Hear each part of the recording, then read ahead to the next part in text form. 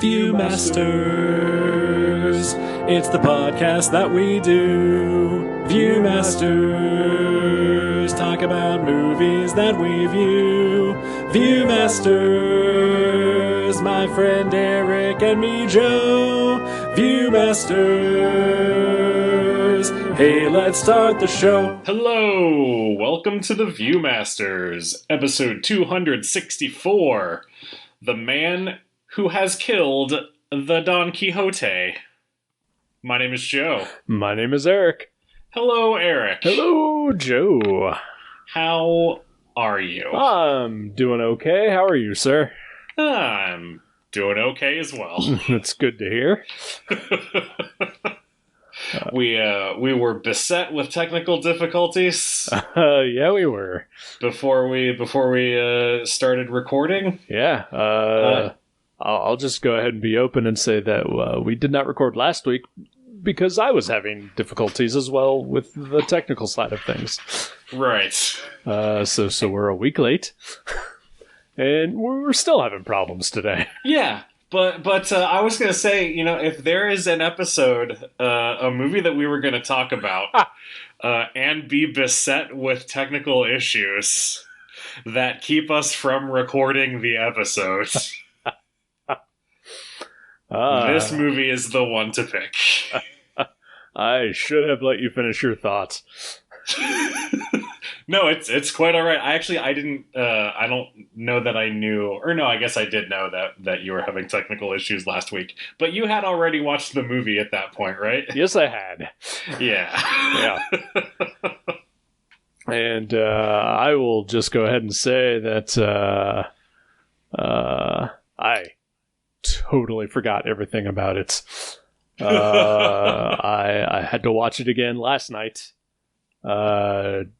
Just to have some vague idea of what the hell I would talk about. Sure. And just my flat out, capsule review is this movie is a chore. Yeah, it's I was frustrated for a lot of it. Yeah. on Adam Driver's behalf. Oh, we've been very public about our love and support for Adam Driver movies and Adam Driver as an actor. I think this may be the worst acting I've seen from him. Okay. And a large part of it is the character, too. Yeah. It is a thankless role. But also just, I don't know if his heart isn't in it or if he is just trying too hard. Yeah, I don't know either. I mean, he is sort of the I guess, straight man to Don Quixote. Yes. Played by Jonathan Pryce. Yes. And so, yeah, there is a level of exasperation that I think comes with that. And yeah, I don't know. Maybe I like a more understated performance from Adam Driver than bigger things like that. I don't know what it was. I would say the same thing, but he plays pretty big as Kylo Ren. That's true. And he is, arguably one of the best parts of the 3 Star Wars films he's in. Yeah. But I don't know, something about this movie. I don't like this movie, Joe.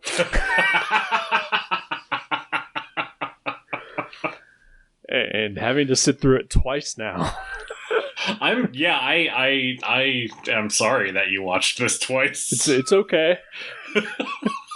Last week was my fault. But again, as we got closer to actually recording today, I just realized that I didn't remember a fucking thing about it other than I disliked it. And even now, just a little over 24 hours after having watched it again, I still don't remember much about it. I feel like there is a like the shadow of an interesting movie in Yes, this movie. I agree. So it is. I don't think we can talk about this movie without talking about the history of this movie. Absolutely not. And even the film itself acknowledges it a little bit, like at the very beginning. Yeah. But Terry Gilliam, the director and co-writer of this movie, has been trying to make this for almost 30 years. Yeah. He initially got interested in making a straight adaptation of Don Quixote back in like 1989. Mm-hmm. And at one point had a couple people attached, but then he wound up dropping out of it. And I believe it was just still going to go ahead without him, with John Cleese and Robin Williams attached at one point. Okay. And then throughout the 90s, he kept coming back to it and working on it, and eventually got to the point where he was going to film it. And he had changed the script. It was no longer just a straight adaptation. It became a time travel movie with Johnny Depp as an ad executive who somehow winds up transported through time into the time of Don Quixote. Right. And they actually began filming this movie. And I believe production lasted about a week. And then they shut it down completely. Right. And sometime before this, I forget for what movie, Terry Gilliam had decided that he would always have a separate film crew around to document him making his movies, just in case something happened. And so there was a documentary crew filming him making this movie. And they put out an actual movie about his 1 week of filming and the lead up to the production and all that, called Lost in La Mancha, which is pretty great. Yeah, I know I've seen that. It's been a long time, Sure. but I know I have watched that, and I remember really enjoying it. I know when I watched it, it made me feel really bad for Terry Gilliam. Yeah. Because it also kind of documents just how many of his other movies have all just had, false starts or struggles or fighting with the studios to get, the movie that he wants to make out. And this just felt like a really big blow for him. Right. And then now flash forward, I think 18 years later, he had still kept trying to make it. And at certain points they had different actors attached. I think Ewan McGregor at one point was going to be in it. And John Hurt was initially cast as Don Quixote at one point. Mm-hmm. But he wound up passing away. Which, at the end, they give a dedication to him in this movie. To him, and to the other actor who had been cast as Don Quixote for the Johnny Depp version. Yeah, Jean Rochefort, I believe is his name. Yes. Yeah. I thought that was nice. That Yeah, it was dedicated to both of them. Probably the best part of this movie.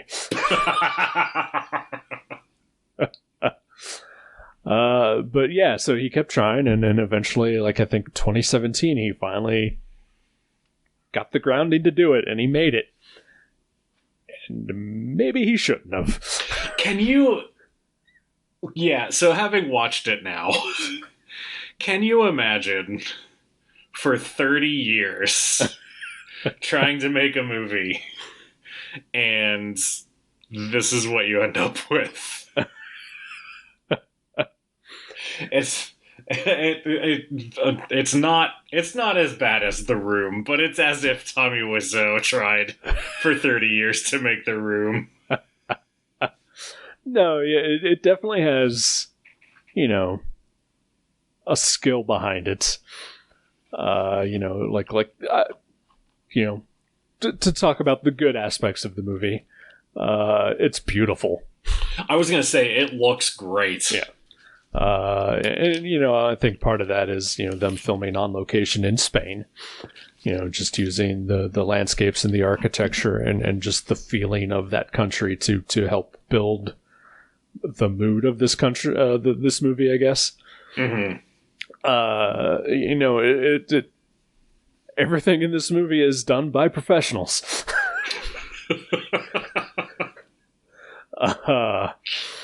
But I mean, I have to wonder, in order to finally get this made, 30 years later, how many, concessions did he have to make to get to this point? What changed, not only in just the script, but in himself. Because I mean, at a certain point, I'm not a Terry Gilliam, but I'm a slightly creative person. And if I've struggled to work on something for too long, at a certain point, it just becomes much like watching this movie, a chore. Right. And, there's still that thing, in the back of your head, it's oh, I'm going to make this, I'm going to get it done. But also there's this thing where it's just I'm so tired. Yeah. I just want to be done with this. Right? So I can move on with my life. Right?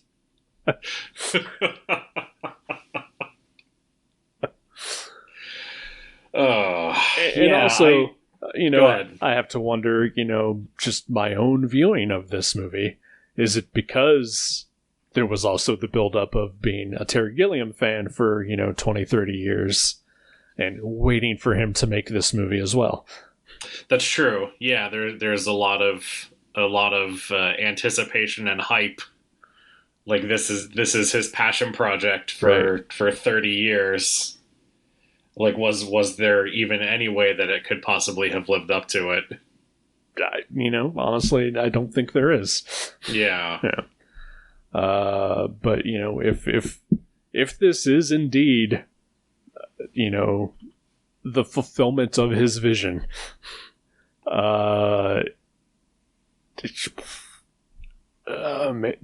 just maybe he shouldn't have.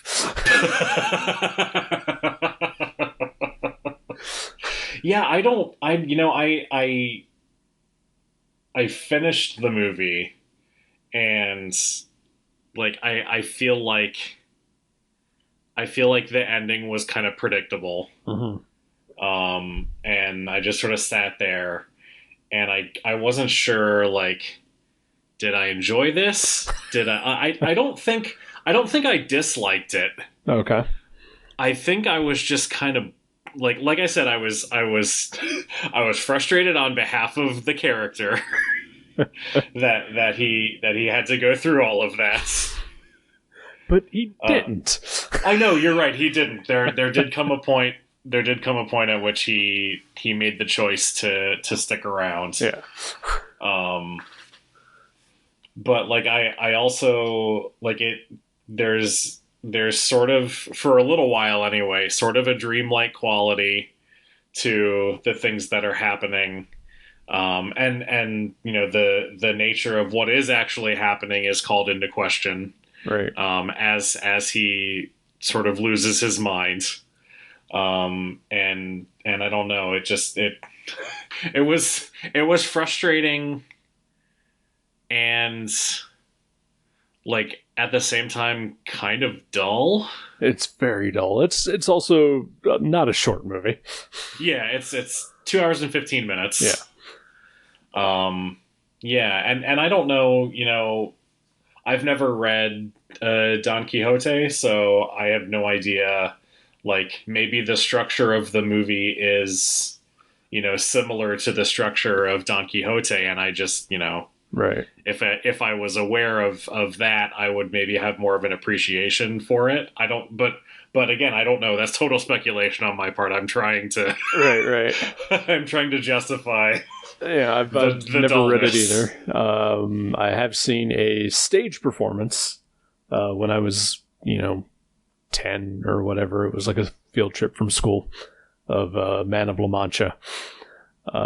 So, I was only in the vaguest realm, familiar with the story. Sure.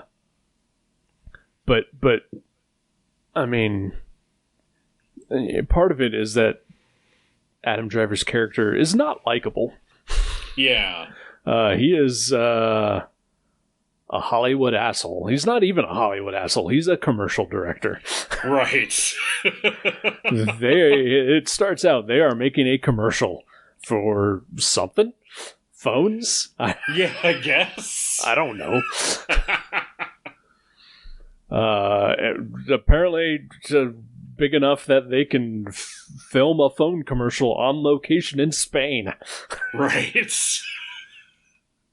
Well, I like the setup that he's like this sort of auteur who made a great student film that should have like sort of written his ticket or whatever to whatever he wanted to do. Mm-hmm.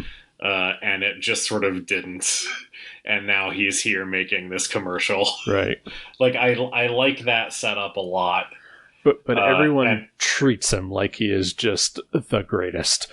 That's true. Yeah. The mysterious boss that he works for, played by Stellar Skateboards. and whatever company he is beholden to. Right. Yeah, like he's their wonder boy for some reason, making this commercial. It's real weird. It is, and this movie entirely relies on complete and total coincidence, such as the gypsy that they run into at the restaurant just happens to have a DVD copy of his student film. Right. About Don Quixote, which he is making, references to in this commercial that apparently he had forgotten that he had made. Right. Yeah, that's real strange. Yeah. Like his character forgets or just doesn't know throughout the movie as it progresses his own story that he has already told once. Yeah. And it is real dumb. Well, I want to say two things. First, I believe that gypsy may be a slur. Yes, it is. But they refer to him as such throughout. I know, but that doesn't mean we have to use that word. Romani. And yeah, I felt like there was going to be more to, like, it seems like when he asks where he got the movie and the guy is just sort of like coy about it, like I felt like there was going to be more to that. Right. And then, yeah, it just didn't go anywhere. But then that guy keeps showing up throughout. But then the guy keeps showing up. Yeah, so is he like a magical character? I don't know. In which case, is this movie real racist against Romani people? Well, this whole movie is just not great about anything. Right. It's racist and it's sexist. It's not exactly what anyone would call woke. Right. And I do apologize for using the word gypsy. No, I know. I was just noting it. Noting it for the listener. Didn't mean to call you out or anything. It's fine. You canceled me. I did. You're canceled. You're done. Cut his mic. All right. Anyway, so well, what else was I going to say? Oh yeah, the other thing I was going to say is that, like, obviously, like I mentioned before, Adam Driver's character, like, the ending basically is that he, over the course of the movie, he basically sort of loses his mind, and starts to see, the hallucinations that the Don Quixote character, who is actually the actor who played Don Quixote in his student film, yes, that he is seeing as well.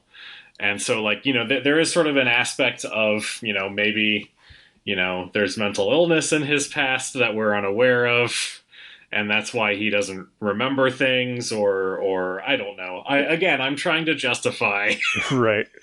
justify things that I shouldn't have to try and justify. Yeah, I don't think they can be justified. I think everything is just there for convenience. Right. I mean, you say you've never read Don Quixote, but I am sure that you were familiar with the fact that, he often would, like the most famous thing about Don Quixote is that he would fight quote unquote giants and they'd just actually be windmills. Right. And so the scene, like early on after he meets, his Don Quixote, when all of a sudden he declares that there's a giant and he runs to attack it, and Adam Driver's like, that's just a windmill. Fuck you.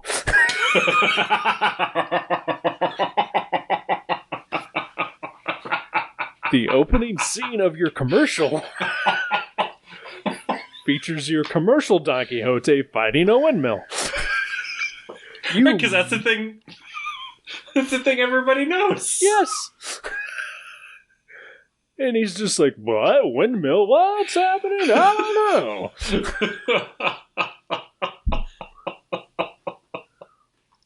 Oh, this movie made me so mad. At the end of the movie, when Adam Driver, who now thinks he's Don Quixote, fights the giants, and it's a windmill, spoiler alert. Yeah. I really wanted it to be one of the wind turbines that they kept showing. Like, that felt like Chekhov's wind turbine. And they just never paid that off. No. There's so much that they introduce and then just forget. Or just suddenly, change a character's motivation halfway through. Right. It's sloppy. Yeah. Angelica is all over the place. Oh, yeah. And the fact that he doesn't remember her, even though he had just been looking for her when he finally does meet her. Yeah. And she looks the same. Yeah, I thought that maybe we would see more of his making of the student film. Right. And I think maybe I would have liked it more if it had, sort of revealed that story along with, or in place of, whatever was happening in the present day. But yeah, it just like, we see maybe 2 scenes of that. Right. And then, yeah, like I feel like I needed more of a basis for the original thing that he went through with these people. Right, because, he, ultimately comes to the conclusion that his student film wound up ruining everybody's life. Right, exactly. But we're only just told that. Like we're never shown in this visual medium how exactly this happened. We're all just 10 years later, okay, yeah, I'm a sex worker now and I get beaten by my pimp, whatever he is. Yeah, the weird Russian cowboy guy who has a giant 120 days of Sodom, castle in the middle of Spain. Right. Oh, those Ruskies. It's just, man, this movie it's all over the place. And like the only semi-consistent performance throughout is Jonathan Pryce. Yeah. Who doesn't have a lot to do other than just, 90% of the time act crazy, and then 10% of the time, he has a lucid moment. Yeah. And then spoiler, gets killed. Right, yeah. It turns out the man who killed Don Quixote is Adam Driver. Yeah. I feel like we could have gotten to that point a whole lot sooner in the movie. Yeah. To solve that mystery. I forgot it was even a mystery until he died, and then I was like, oh, right, that's the name of the movie.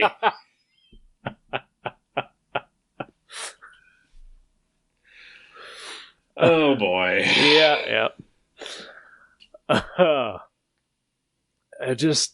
I got bored a lot. It was just like it's just a chore to watch. Yeah, it's kind of a slog. Yeah. And like I said, I'd like to consider myself a really big Terry Gilliam fan. But again, maybe it was just the anticipation of it that set my foul mood upon it. I don't know. But also, if it was a good movie, then I'd be here saying that I loved this movie. Absolutely, yeah. And there like certain moments, like when Adam Driver goes back to the village and goes into the bar to talk to Angelica's father, and they're speaking Spanish to each other. And the subtitles, I think it's the first time in the movie subtitles come up. Yes. And then he pushes them aside, like a weird breaking of the fourth wall kind of moment. Yeah. But it's just that one moment. It's the only time it happens. Yeah, I feel like there are maybe a couple other times where characters look directly at the camera. Mm-hmm. Like the Romani character, I think, after, or during the title, when the titles are going and when the title of the movie comes up, at the end of that scene, because the Adam Driver and a couple other characters are walking off in the distance, mm-hmm. and he's sort of in the foreground. I swear he looks at the camera at that point, and maybe one other time does he do that. I don't know. It was real weird. I don't know if they were doing that or if they just fucked up and that was just what they went with. Right. Yeah. I don't know, man. Yeah, and part of this movie feels like there could be, some sort of, metaphor for, clearly it's a passion project. But part of it feels like this is a metaphor for just, this is how filmmaking works. Yeah. Just getting lost in the fantasy. I don't know. Lost in La Mancha? But just it's a thing that I've had a problem with in other movies. I don't like self-referential Hollywood movies. Yeah. I'm sorry, I've picked quite a few of those for the podcast. But not nearly as bad as this. You've picked movies about Hollywood, but I don't think you've, I guess, one about filmmaking. Crap, Sunset Boulevard. Yeah. I guess maybe Whatever Happened to Baby Jane a little bit, but not much. Sort of Trumbo. Yeah, Trumbo for sure. Yeah, it's a pattern. Yeah, but it's also not. The movie I keep thinking of is, have you ever seen CQ with Jeremy Davies? No, I've never heard of that. It's like a French-American movie. Jason and I watched it for Gutter Trash once. But he's it takes place in the 60s. He's I think he's a director who's making a kind of sci-fi, Barbarella meets James Bond type movie. But the whole thing is just this metaphor for the broken genius of a creative director. Yeah. Gotcha.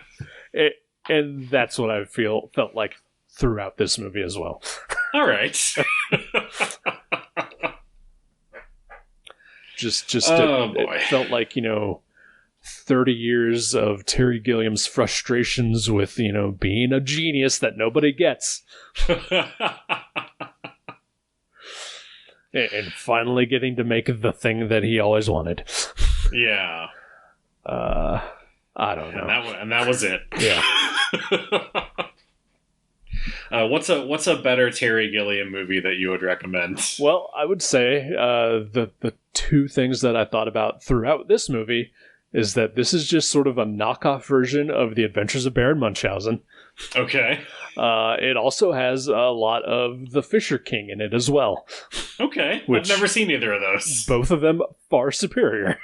All right. Good to know. Baron Munchausen is definitely more...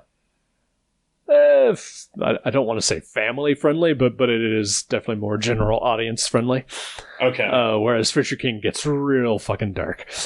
Okay. But both have elements that are in this movie as well. Interesting. Of his latter day movies, it's troubling, but I really liked Tideland.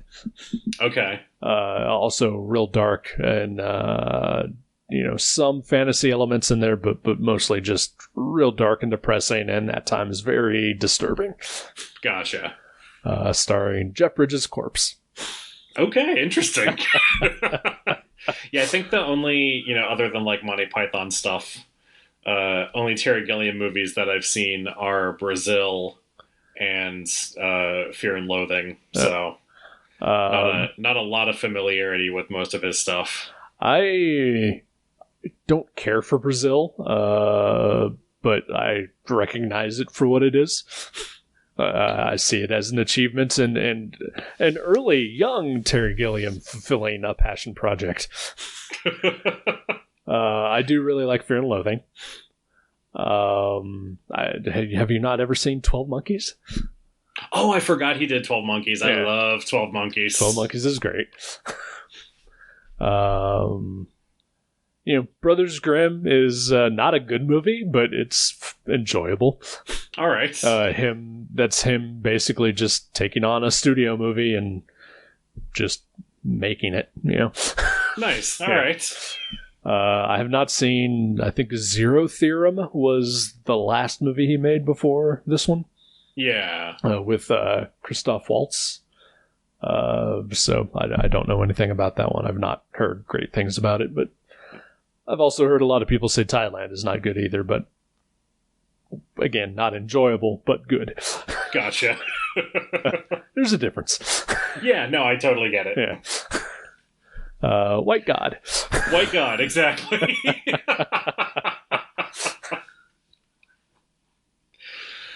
Oh, the man who killed Don Quixote. Yeah. I'm curious now that he has fulfilled this dream. What is Terry Gilliam going to do next? Right. Does he just retire or does he, try Something else now? Yeah, I'm sure there's another passion project that he's been noodling. Oh, I'm sure. Yeah. Yeah, I don't know. I don't think he's been fully canceled, but I think he has some not great viewpoints that he's let out over the last few years. So, yeah. I mean, well, yeah. No one really gets canceled. Yeah. Well, yeah. But yeah, no, I do remember. I don't remember specifically what it was, but I know that there has been some problematic things that he's said. Yeah. In the past, maybe about Me Too. I don't remember. Probably, yeah. So, yeah. Oh well. Oh well. Yeah. I guess we just have to accept it in varying degrees. I don't know. 12 Monkeys is still good. Yes, it is. His past movies there are some great ones there. All right. Yeah. What's better for you this week? So I had a really good one from last week, and I've got one from this week too. Excellent. So I've got 2 weeks worth built up. Nice. I'll start with my joy for this particular week. Is that I have been reading the entire Invincible series. Right. Which I had read up until like issue 50 or so. When it was initially coming out, and then much like every other comic I've ever bought or read in the last 20 years, I just stopped. nothing, to say about the quality of it. I just, stopped reading. Sure. It happens. Yeah, just because while I still buy comics, every week, every month, I just stopped reading them because it became too much. Because I have a problem. But with the animated series out, I decided, you know what, I am going to catch up on Invincible and finish it. And I finished it today. Oh, wow. And it's great. Nice. It just takes so many turns. And it is, pretty much just the I don't want to say this and make it sound bad, but it's the superhero equivalent of Cerebus. Okay, all right. It just follows the life of this character. Sure. And tells, essentially one complete story. And in the last, 50 issues of it, takes some real weird turns that just come out of nowhere and really makes it an exceptional superhero book. Nice. And I really, really enjoyed the last handful of issues. And it stuck the landing at the end. That's awesome. Congratulations for having finished it. Yeah, I feel good about that. Congratulations to Robert Kirkman and Ryan Otley for finishing it 7 years ago. Yeah, because that went for 170 odd issues? 144. 144, okay. Yeah. Maybe I'm thinking of Walking Dead ran for longer. I don't remember. I think that went 193. Okay. And that is one I don't have any desire to revisit. Yeah, that's maybe the only, or no, I guess I've read other Robert Kirkman stuff, but that was the first thing of his that I read was some of the Walking Dead, and I just couldn't get into it. So I've sort of had an aversion ever since then. I've been reading Firepower, but I feel like it's boring, which is a shame because I love Chris Samnee. Right. But yeah, maybe I'll give Invincible a try. It reads great in chunks. I can tell you that. Yeah. All right. And as for Walking Dead, I read it up to like issue 100, and then just stopped. It was basically right around the time the Negan character was introduced. Gotcha. Yeah. That's when we stopped watching the TV show. Oh, weird. Yeah.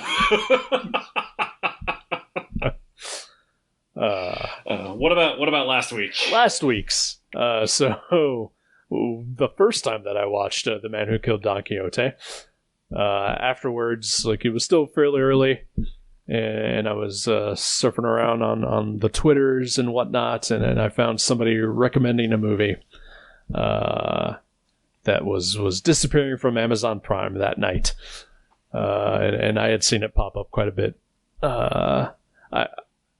I will say that I should not have rushed to watch it because it is available still on Hulu as well. Okay. But via Prime, it was going to become exclusive only to the Starz network, I believe. Okay. Or Epix, one of those things. One of those streaming services that apparently exist. One of those nonsense. Yeah. But I watched this movie. And it, maybe in retrospect, having watched it after Don Quixote, it also soured my view on Don Quixote a little more. Because this movie was damn near perfect. It is called Spontaneous. Okay. It doesn't really have any major actors in it. Rob Hubel is in it. In a slightly dramatic role. But also a very small role. It is a romantic dramedy about teenagers whose classmates just start exploding randomly. Oh, okay.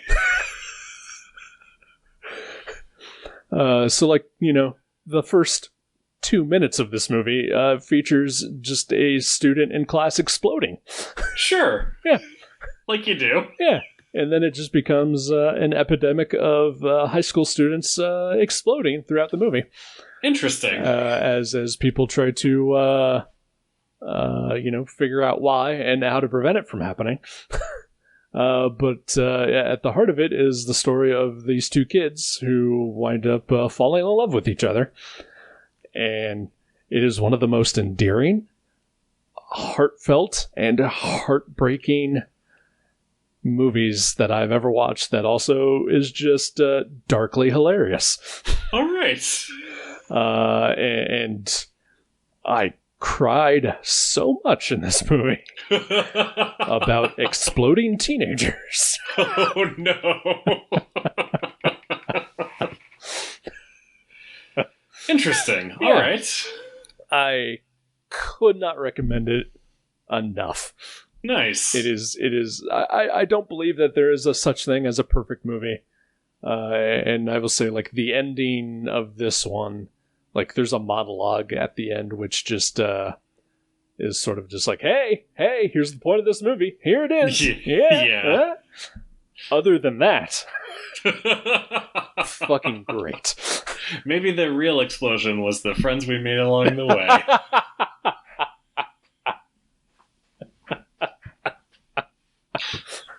No, that sounds great. Yeah, I'll have to check that out. And as far as I know, cancer is not a subplot at all in it. Excellent. Thank God. Good to know. Or not even a subplot, a throwaway line or anything here. Perfect. Yeah.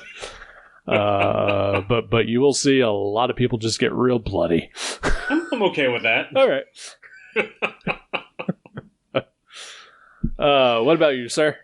Let's see. I have two things as well. One that started last week that has carried over into this week. I got the bug to re-listen to all of You Talking You Two to Me.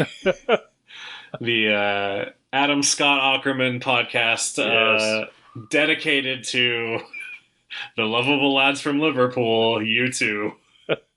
What are their names again? Their names are Bonobos.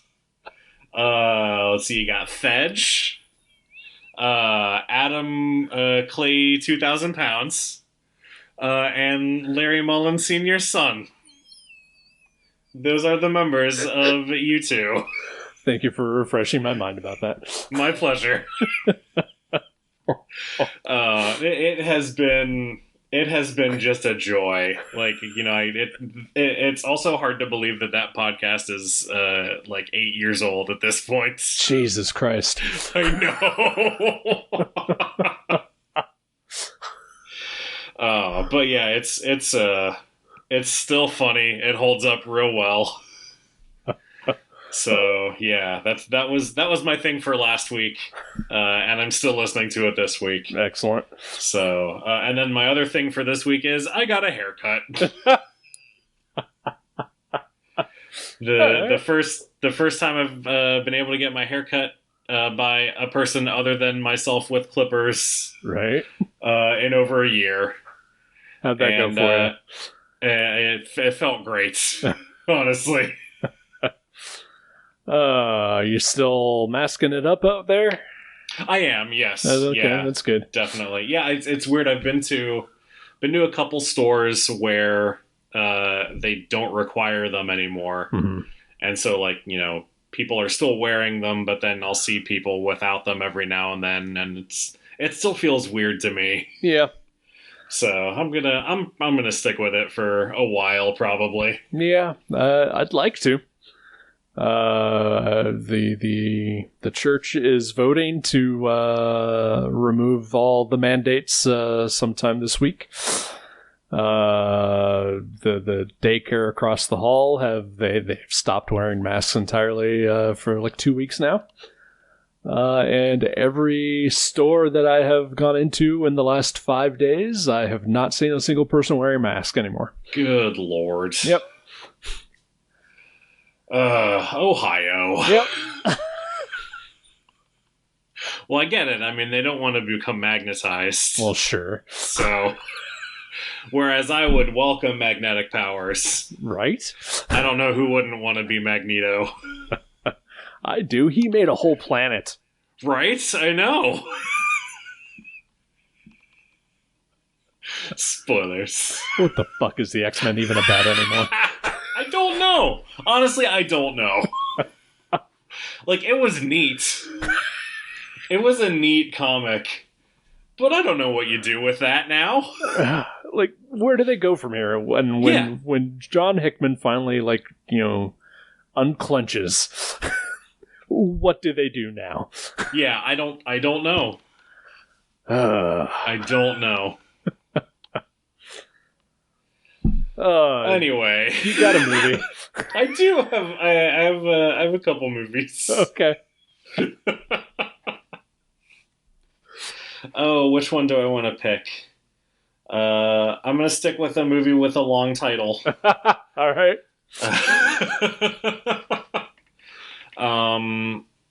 This movie. Don't know a ton about it. I believe. It's a Yorgos Lanthimos movie? Oh, Veto. Oh no, okay. I don't care what it is. I am not watching it. Okay, alright. Actually, do tell me what it is, though, because now I'm curious. I think he did this movie anyway. I'm not sure. The Killing of a Sacred Deer? Oh, double Veto. I have seen it. Okay, and you didn't care for it? Ooh, fuck no. I hated that movie to my core. Okay, good to know. Oh, yeah. Just no. gonna cross that enjoy off. it on your own. I am sorry. No, that's okay. I've seen The Lobster. Okay. Which is real weird. Yeah. And I've seen The Favorite, which I actually really loved. So I saw this one, and I believe he did Dogtooth as well. Okay, I haven't seen that one. Which I also hated quite a lot. So all right, good to know. So the combo of those two, but Killing of the Sacred Deer, just whoo boy. All right. Yeah. Well, I'm gonna swing in a completely different direction then. Okay then. This is an animated movie. Okay. Also by Yorgos Lanthimos. Also by Yorgos Lanthimos, yes. It's actually the animated adaptation of The Lobster. No, this is... I've seen a few people talk about it and say that it's good. It's called The Mitchells versus the Machines. Okay. And I believe it's on Netflix. Yes, it is. I will not veto this one. Excellent.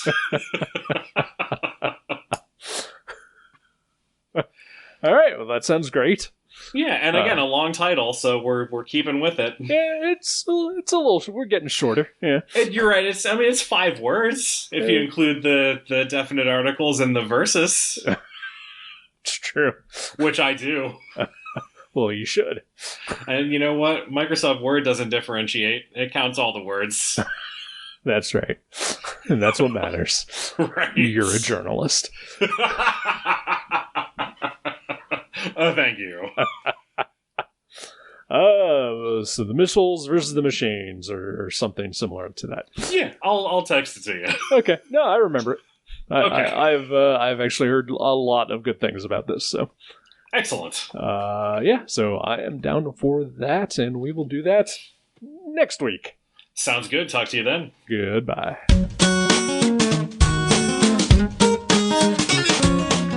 Thank you for listening to The Viewmasters. You can subscribe to the show directly at view.guttertrash.net or at iTunes and leave us a review. Visit view.guttertrash.net for email information and links to Facebook and Twitter. We'll see you next time on The Viewmasters.